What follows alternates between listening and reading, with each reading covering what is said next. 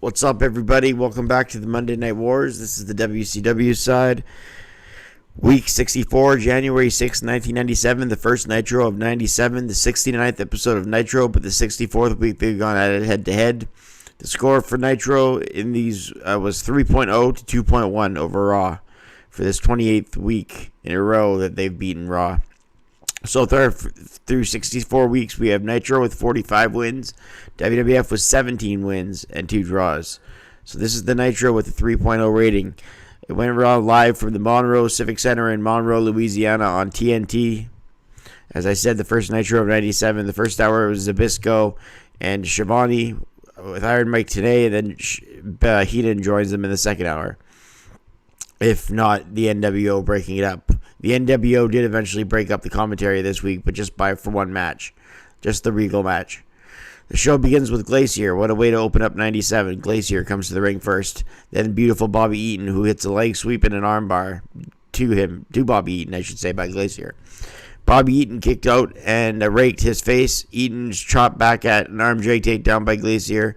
Eaton tried to overpower Glacier, but each time he had a momentum with a leg sweep and then a big thrust kick. Glacier wins at 156, rated at 3/4 of a star because of the martial arts that was in the match. Conan with Jimmy Hart versus Big Bubba in a Mexican strap match. You have to touch all 4 turnbuckles. We saw this last week with Conan against Michael Wall Street, who took Bubba's place, but Bubba is not injured anymore, so he could take his place and have the match we were supposed to have last week. Somehow Conan was able to touch all 4 turnbuckles before Bubba, and all you saw in this match was a bunch of choking out. So I rated it a star with 552. Conan is victorious. They interview the Horsemen for kind of a crazy segment at the stage podium. Flair goes, "Mean Gene." And they talk about Chris, Nancy, and Deborah. Deborah McMichael says, "I'm tired of Chris and Nancy." Well, Deborah, don't watch CNN in the next 17 years. Double J comes out as he says, "Who's a real horseman?" "I am." And Arn Anderson's like, "Look, buddy, you're not a horseman." And Jeff Jarrett goes, "Look, I came here to talk to the horse, Ric Flair, not the horse's rear, you." So Arn Anderson jumps him and beats the hell out of him. This is a crazy segment. Talking about who's horseman, who's not. Deborah didn't like Benoit and Nancy. Nancy and Benoit didn't like Deborah. McMichael's getting in problems with Flair. Flair throws his jacket on the ground and starts strutting. Just a crazy segment by the Horsemen. Then the nWo come and take Schiavone's seat. It's Kevin Nash and DiBiase that talk as Lord Steven Regal defends the TV title against Jim Duggan. Steven Regal off the ropes. They go to the time limit as they wrestled a really good match. It's 2 stars and a quarter. Not really good, but good for Hacksaw Jim Duggan in this day and age. And Lord Steven Regal. So 2 stars and a quarter as that match goes to time limit. Schiavone thanks the nWo and the guy who's in charge, either whether it's sarcastic or not is up to the eye of the beholder, but he does that for Bischoff for giving him back his commentary chair. Hugh Morris took out Jim Powers with the moonsault at the 140. He won. I rated it a half a star. Next up, we have Rey Mysterio Jr. taking on Psychosis. Psychosis in black with purple trim, while Rey's in red, white, and black. These two roll over, and Psychosis with a springboard moonsault off the top. He landed on his leg badly, not getting all of it on the guillotine leg drop. Rey springboarded back in, and Psychosis hit him with a mid-air drop kick that was nice. A chop by Psychosis, then out of the corner, a leapfrog, and a thunderous clothesline. Psychosis off the top with a spinning heel kick. Not hurt from the earlier springboard moonsault off to the floor. He hit a leg drop on Mysterio Jr. from the apron. Psychosis with a baseball slide to the outside, and then at the top lost his balance, but then came up again for the crossbody into the guardrail. A plancha goes right into the guardrail, buying Rey some time as he crashed and banged as Rey moved out of the way of the guardrail. So Psychosis crashed into it off the top rope to the guardrail.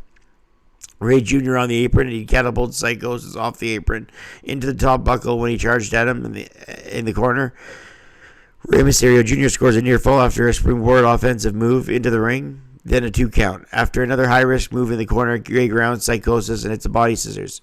Psychosis tries to get out slowly and surely, but he does a head scissors, then a body scissors, so both men are on the mat now. Nearing the end of the match, Psychosis off the top with a guillotine leg drop and gets a 2 count. Psychosis with a lariat, throwing Rey backwards after clotheslining him on the top rope. Psychosis with a sunset flip to but the winner is Rey Mysterio as he counters the sunset flip with a handspring into a Hurricane Rana, and Rey wins it a very fast 6:43. Great little match here, and I rated it 3 stars. They did a lot of shit in this match. It was good. The Taskmaster Kevin Sullivan with Jimmy Hart versus Chavo Guerrero Jr. The Taskmaster getting set for Benoit at Clash of the Champions, taking on Chavo, and this was pretty much a squash match. He picked up Chavo, threw him into the ring, did the double stomp, and he's victorious at 217, rated at 3/4 of a star. They show exclusive footage of last week when the nWo attacked Piper, and then they brought him to the ambulance. Well, they showed exclusive footage of Piper being brought to the ambulance screaming incoherently. Eddie Guerrero defended his U.S. title against Alex Wright. This one was really good. Alex Wright going for the U.S. title, the German sensation. This should be a good one here. Not unlike Ray Psychosis. 6 faces Eddie at nWo sold out. So what 6 did is he set up a ladder so he could watch this Eddie Guerrero Alex Wright match with his shades and sat on top of the ladder. And he also took his jacket off to expose that he has Eddie's U.S. title. So he's still got his U.S. title he's in possession of, even though it's Eddie's. An arm drag takedown into a catwheel. Eddie with a pickup after another cartwheel by Alex Wright. Shoulder tackle, leapfrogs by both guys. Drop kicks, snap mares, head scissors, clean breaks in the corner. Springboard crossbody. Eddie then tried to add a kneeling armbar to Alex Wright. Eddie then has Wright to get out of the move hard with the European uppercut. A clothesline to Eddie, a sleeper hold by Wright. 6 came to the entrance with the ladder a little bit closer as he was getting closer to try to throw Eddie off his game. It didn't work as Eddie came back with a Hurricane Rana to Alex Wright, then a backbreaker. 6 says, "Come on, Eddie, if you can't beat Alex, how will you beat me?" So a sunset flip to Wright, almost beaten him by Eddie. A belly back suplex and another near fall. Eddie with a side suplex again. And then a double axe handle off the top rope. A gut wrench. Eddie Guerrero off the top rope with a superplex. And then a frog splash does in Alex Wright. He retains the title. 3 stars and a quarter. Great match here. Eddie goes running after 6, but 6 runs away. Harlem Heat take on the French Canadians. Harlem Heat with a bunch of scissor kicks. And the French Canadians have been impressive lately, but a bunch of scissor kicks and a spitteroonie. Thrust kick. Rougeau threw Booker into the steps. Ouellette in the ring now with Booker. Ouellette couldn't get the hot tag to Rougeau. Booker T with an eye rake off the top with a double flapjack. A pile driver, and then the Harlem ending does in the French Canadians. I rated it at 1.25 stars. Next, we have Mang from the Faces of Fear taking on Luger, who has more wins than anyone in Nitro history, as I always say. A power men's match here. A ton of moves against each other. Barbarian with clotheslines that don't have any effect. Luger with a shoulder block didn't have any effect. They're power wrestlers after all. Luger finally wins at 4:51 as he racks the Barbarian. He racked Mang. Mang rolled out of the ring, and then the Barbarian came in to attack him, and he racked the Barbarian, but the ref thought it was Mang, so he rang the bell. So Luger wins. I gave it 1 star and 3/4. That does it for the match portion of the show. After the match, the nWo came to the ring. The show ends with an nWo segment. The Giant comes down to attack the nWo after Hogan talks a bunch of trash. And then the nWo all go for the Giant one by one. They mock the Giant, and he came running to the ring, as I said. nWo 6. He grabbed Wall Street. He grabbed Bubba. He grabbed Norton. He grabbed Nick Patrick. This is all the Giant choke slamming and taking out of the ring as the fans threw in trash at the nWo before this. Then Hogan comes back with a chair, and Hogan lays him out with a chair as the nWo got him there.